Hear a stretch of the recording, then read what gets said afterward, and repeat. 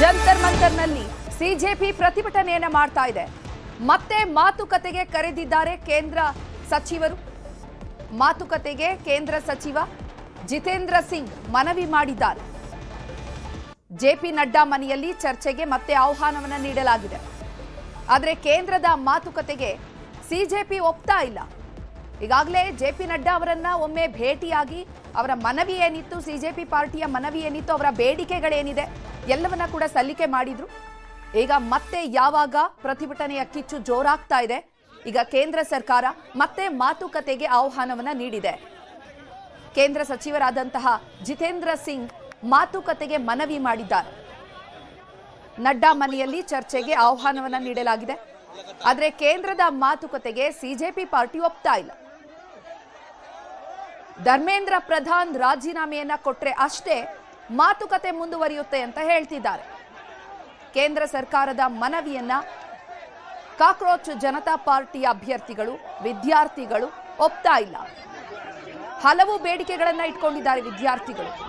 ಆ ಎಲ್ಲಾ ಬೇಡಿಕೆಗಳಿಗೂ ಕೂಡ ಒಪ್ಪಿದ್ರೆ ಮಾತ್ರ ಮಾತುಕತೆಗೆ ಸಿದ್ಧ ಅಂತ ಹೇಳ್ತಿದ್ದಾರೆ.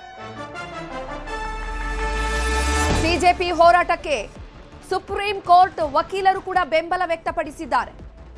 ಸಂವಿಧಾನದ ಪ್ರಸ್ತಾವನೆಯನ್ನ ಓದಿ ವಕೀಲರಿಂದ ಬೆಂಬಲ ವ್ಯಕ್ತಪಡಿಸಲಾಗಿದೆ. ವಿದ್ಯಾರ್ಥಿಗಳ ಬೆಂಬಲವಾಗಿ ನಿಲ್ಲುತ್ತೇವೆ ನಾವು ಲಾಯರ್ಸ್ ಅಂತ ಹೇಳ್ತಿದ್ದಾರೆ.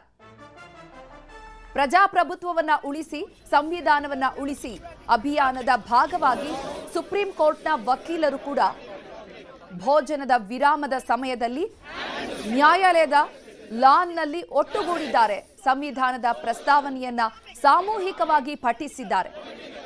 ರಾಷ್ಟ್ರ ರಾಜಧಾನಿಯಲ್ಲಿ ನಡೀತಾ ಇರುವಂತಹ ವಿದ್ಯಾರ್ಥಿ ಪ್ರತಿಭಟನೆಗಳ ಹಿನ್ನೆಲೆಯಲ್ಲಿ ಈ ಘಟನೆ ನಡೆದಿದೆ. ನ್ಯಾಯ, ಸ್ವಾತಂತ್ರ್ಯ, ಸಮಾನತೆ ಮತ್ತು ಭ್ರಾತೃತ್ವದ ಸಂವಿಧಾನದ ಮೌಲ್ಯಗಳನ್ನ ಇದು ಪುನರುಚ್ಚರಿಸ್ತಾ ಇದೆ.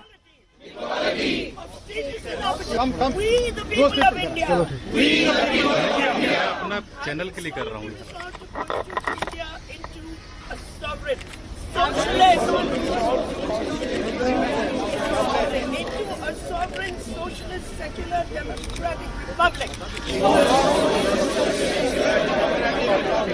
And to secure to all its citizens. Justice. Social. Economic. Political.